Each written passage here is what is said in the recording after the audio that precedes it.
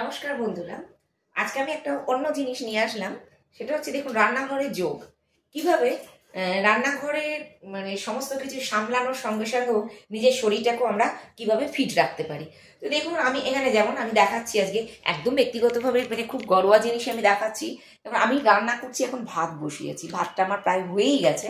তো এই ভাতটা হওয়ার পরে আমি ভাতটাকে নামানোর পরে কিছু তরকারি কাটবো, কেটে রান্না করবো। তো সেক্ষেত্রে আমি যদি একবারে তরকারিগুলো কেটে নিয়ে ভাত বসাই, তারপরে ভাতটা দিয়ে শেষ হয়ে গেল, সঙ্গে সঙ্গে তরকারি রান্না করতে শুরু করি, তাহলে কি হচ্ছে আমি ঘন্টার পর অনেকক্ষণ ধরে দাঁড়িয়ে থাকলাম, ভাতটা হয়ে গেল, আবার সঙ্গে সঙ্গে এবার তরকারিটাকে নিয়ে আমি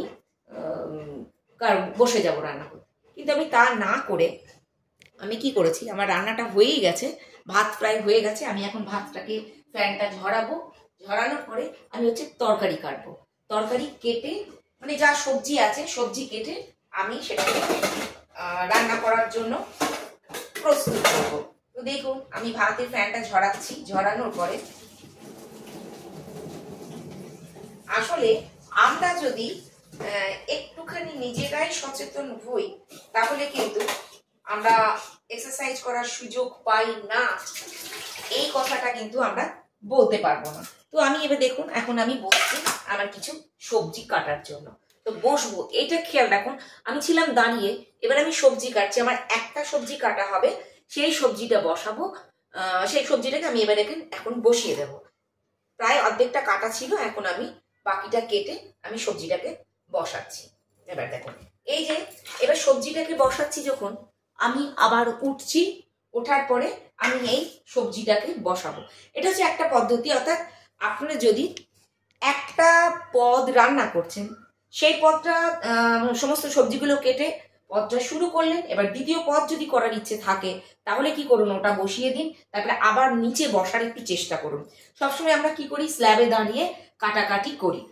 এই কাটাকাটিটা যদি আমরা নিচে বসার চেষ্টা করি, প্রথম প্রথম হয়তো খুব কষ্ট হবে, বা প্রথম থেকেই যদি আমরা শুরু করি যে না নিচেই বসবো, তাহলে কিন্তু আমাদের ওই হাঁটুর ব্যথা, কোমর জয়েন্টে সমস্ত একদম জং ধরে যাওয়া, সেটা হবে না। এবার আমি আর একটা জিনিস আপনাদের খুব সুন্দর একটা জিনিস দেখাবো, সেটা হচ্ছে দেখুন আমি আমার বাড়িতে কোনো হেল্পিং হ্যান্ড নেই, আমি নিজেই আমার বাড়ির নিজের সমস্ত কাজ আমি নিজেই করি। তো এখানে দেখুন আমি খুব কাছে নিয়ে গিয়ে দেখাচ্ছি, আমার কিছু সকালবেলায় ইউজ করা বাসন পড়ে রয়েছে। তো সেটা তো এই বেসিনে রয়েছে, এখানে তো আমাকে ধুতে হবে, তা এতগুলো বাসন ধুতে গেলে তো আমাকে অনেকক্ষণ দাঁড়িয়েই ধুতে হবে। সেক্ষেত্রে আমি কি করি, দেখুন আমার এই যে স্ল্যাবটা রয়েছে, এই স্ল্যাবটাকে আমি ইউজ করি, করে কি আমি জাস্ট একটু উঠে বসি। এই বসার পরে আমি এইভাবে বসে এখানে আমি আমার একটা হাতটাকে একটু যাতে নষ্ট হয়ে না যায়, হাতে নোংরা কম লাগে, সেজন্য আমি একটা গ্লাভস অবশ্যই ইউজ করি।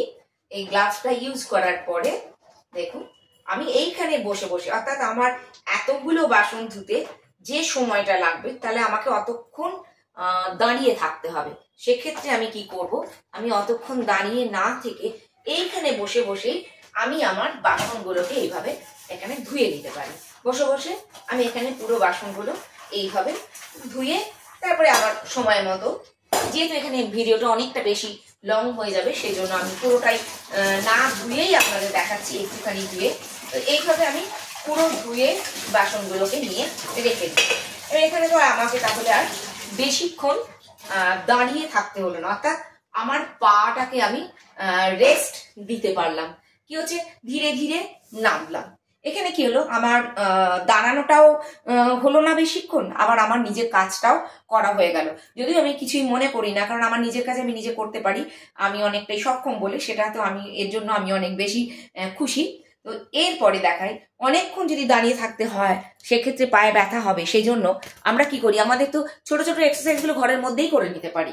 দেখুন এখানে যেমন দাঁড়িয়ে আছি, আমি রান্না করব, কিছু একটা বসাবো, বসিয়ে পাটা এই যে স্ল্যাব আছে, নিজে নিজেই চেষ্টা করুন না, এখানে আমার যে একটা স্ল্যাব আছে, এই স্ল্যাবে আমার কোমরটাকে রাখলাম, রেখে চেষ্টা করুন, একদিনে না হলে দুদিনে হবে, দুদিনে না হলে 3 দিনে হবে, এইভাবে পাটাকে একটু ধরে দাঁড়িয়ে থাকুন। দেখুন হিপ জয়েন্টের ফ্লেক্সিবিলিটি এমনিই বেড়ে যাবে। এখানটায় করলেন, না পারলেন এদিকে একটুখানি তুললেন, এই এরকম ভাবে তুললেন।